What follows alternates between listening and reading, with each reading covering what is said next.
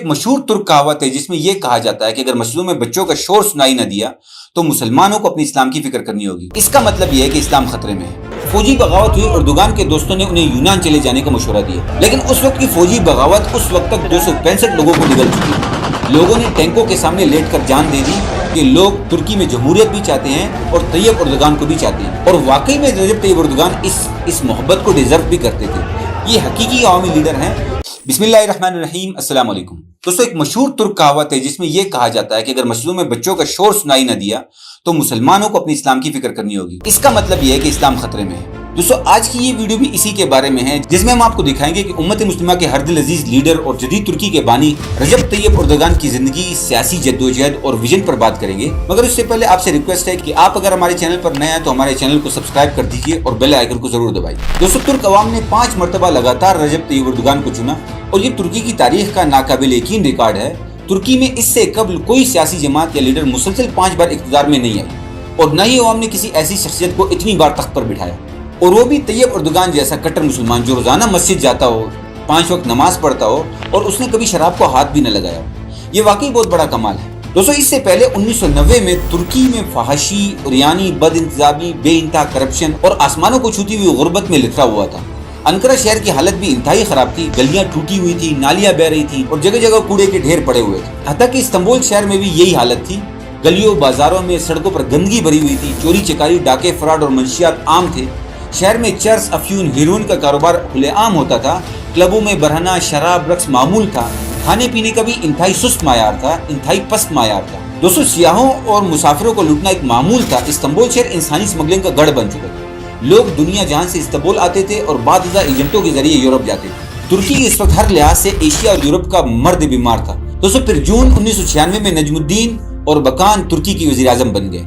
یہ نظریاتی لحاظ سے کٹر مسلمان تھے، اور ان کی فتح نے ترکی کے سیکولر طبقوں اور فوج میں صف ماتم بچھا دی تھی۔ ترکی خلافت کے خاتمے کے بعد فوج کے قبضے میں تھا۔ دوستو فوج نے ترکی کو روشن خیالی اور اعتدال پسندی کے گوبر سے لیپ دیا تھا، اور بکان نے ترکی کو واپس اسلامی تشخص کی طرف لے جانا شروع کر دیا تھا۔ دوستو پورے ملک میں قرآن مجید کو یاد کروانے کے لیے اور پورے ملک کے اندر قرآن مجید کو عام کرنے کے لیے انہوں نے کوششیں کرنا شروع کر دی اور حجاب کی اجازت بھی دے دی، اور بکان نے استنبول شہر میں اپنے ایک نوجوان کارکن طیب اردوغان کے حوالے کر دیا تھا۔ دوستو رجب طیب اردوغان 26 فروری سن 1954 کو کوسٹ گارڈ کے گھر میں پیدا ہوئے۔ ان کے والد ایک سابق حوالدار تھے۔ طیب کا بچپن بڑی حسرت میں گزرا۔ اس نے مدرسے میں دینی تعلیم حاصل کی اور اپنے تعلیمی اخراجات کو پورا کرنے کے لیے بچپن میں استنبول شہر کے اندر ٹافیاں بیچتا رہا۔ طیب اردوغان 1994 سے لے کر 1998 تک استنبول کا میئر رہا، اور اس نے کمال کر دیا۔ اس نے شہر کے تمام شراب خانے بند کر دیے اور شہر کے تمام لوگوں کو پیغام دیا کہ آپ اسلام یا سیکولرزم میں سے کسی ایک کو چوز کریں۔ دوستو رجب طیب اردوغان نے شہر کی گندگی، مافیا، منشیات فروشوں، انسانی اسمگلروں اور عصمت کے بیپاروں سے ہمیشہ کے لیے صاف کر دیا۔ اس کے بعد اس نے شہر کی حالت زار پر توجہ دی۔ اس نے گلیوں کو پختہ کروایا، سڑکیں بنوائی، سیوریج کا نظام ٹھیک کروایا، ہوٹلوں کو بہتر بنایا، شہر کو ماحولیاتی آلودگی سے صاف کیا، ٹریفک کے سسٹم کو بہتر کیا، انڈسٹریز لگوائیں، پانی اور بجلی کے نظام کو بہتر بنایا، جرائم پیشہ لوگوں کو گرفتار کروایا، اور انہیں عدالتوں سے بہت ہی سخت اور کڑی سزائیں دلوائیں۔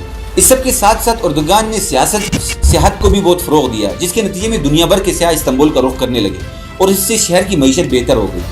یہ کامیابی کی ایک حیران کن داستان تھی۔ دوستو طیب اردوغان نے اسی کامیابی اور پرفارمنس کی بنیاد پر سن 2001 میں اپنی الگ جماعت جسٹس اینڈ ڈیولپمنٹ کے نام سے بنائی، اور بکان کے بے شمار ساتھی ٹوٹ کر اردوغان کی جماعت میں شامل ہونے لگے، اور اردوغان نے 2002 کے الیکشن لڑنے کا اعلان بھی کر دیا۔ دوستو 2002 کا الیکشن جب ہوا، اردوغان ترک فوج کی بھرپور مخالفت کے باوجود 34% ووٹ لے کر ملک کے وزیر اعظم بن گئے۔ اردوغان نے وزیر اعظم بننے کے بعد استنبول کی اصلاحات کو پورے ملک میں پھیلا دیا۔ 2007 تک ان کی اصلاحات کا نتیجہ سامنے آ گیا۔ چنانچہ عوام نے 2007 کے الیکشن میں پھر سے طیب اردوغان کو چنا اور 47% ووٹ دیے۔ 2007 سے 2011 کے درمیان طیب اردوغان ترکی کی کل پیداوار کو 9% تک لے گئے۔ یہ شرح چین کے بعد دنیا کے 20 بڑے ممالک میں دوسرے نمبر پر تھی۔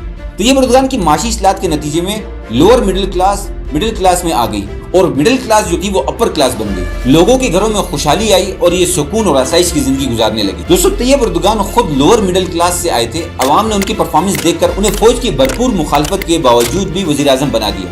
طیب اردوغان نے اس کے بعد کمال کر دیا۔ ترکی کی GDP میں 64% اور اکنامک گروتھ میں 43% اضافہ ہوا۔ IMF کے ساتھ سارے قرضے ادا ہو گئے۔ ڈالر ریزرو 26 بلین سے 92 بلین ڈالر ہو گیا۔ مہنگائی میں 23% کی کمی آئی۔ ایئرپورٹ 26 سے 50 ہو گئے۔ 7,500 کلومیٹر نئی ایکسپریس وے بنی، فاسٹ ٹرین بن گئی، پورا ریلوے بدل گیا، بجلی، گیس اور پانی پورا کر دیا، یونیورسٹیاں 86 سے 186 ہو گئی۔ دوستو طیب اردگان کی حکومت سے پہلے $1 222 لیرے کا آیا تھا۔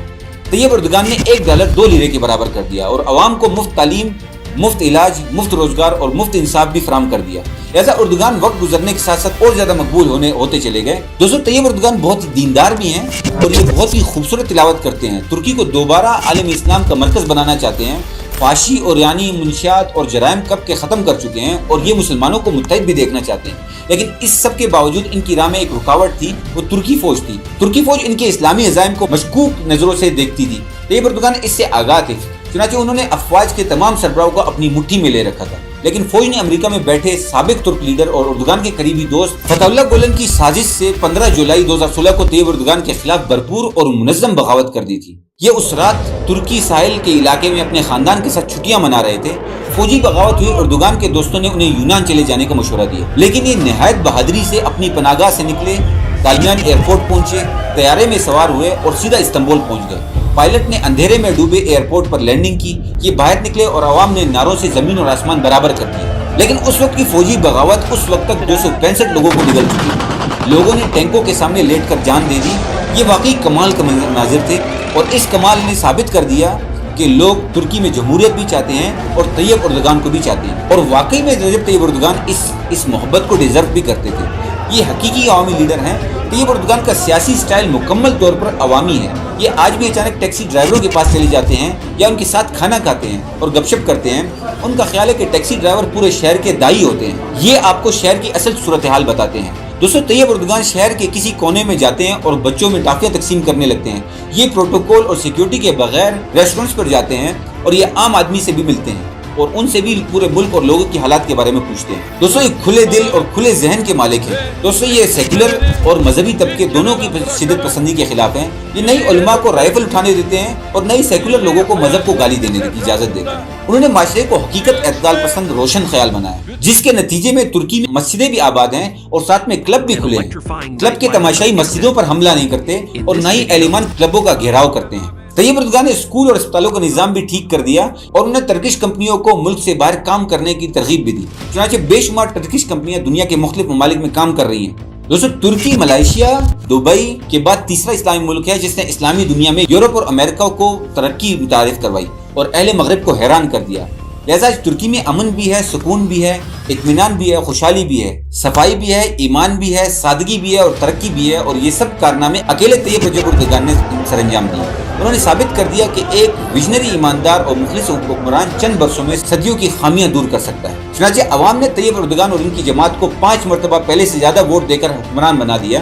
طیب اردگان کی مسلسل کامیابیوں نے ترکی کی فوج اور سیکولرزم دونوں کو ہمیشہ ہمیشہ کے لیے دفن کر دیا۔ کاش کہ تمام دنیا کے حکمران طیب اردگان سے کچھ سیکھ لے، یہ جان لیں کہ اگر حکومت کی پرفارمنس اچھی ہو تو عوام انہیں نہ صرف 5 سال پورے کرنے کا موقع دیتی ہے بلکہ انہیں 5 بار الیکٹ بھی کرتی ہے۔ کاش یہ لوگ طیب اردگان سے کچھ سیکھ لیں، یہ آج اپنے محلوں سے نکل کر محلوں میں آ جائیں، یہ کرپشن کے گوبر سے نکل کر فراغ کو اپنا مقصد بنا لیں، اور یہ لوگ آج کے بجائے مستقبل میں زندہ رہنے کا فیصلہ کر رہے ہیں، تو یہ تمام ممالک جو اس وقت کرپشن کی دلدل میں پھنسے ہوئے ہیں یہ بھی ترکی کی طرح بن سکتے ہیں، لیکن اس کے لیے اردگان کی نیت اور اس کا ویژن چاہیے۔ دوستوں امید کرتے ہیں کہ یہ ویڈیو آپ کو پسند آئی ہوگی۔ اگر یہ ویڈیو آپ کو پسند آئی ہے تو ہمیں کمنٹ سیکشن میں ضرور لکھیے، اور ایسی ویڈیوز کو دیکھنے کے لیے ہماری چینل کو لائک، شیئر، سبسکرائب کریں۔ اجازت دیجیے، اللہ حافظ۔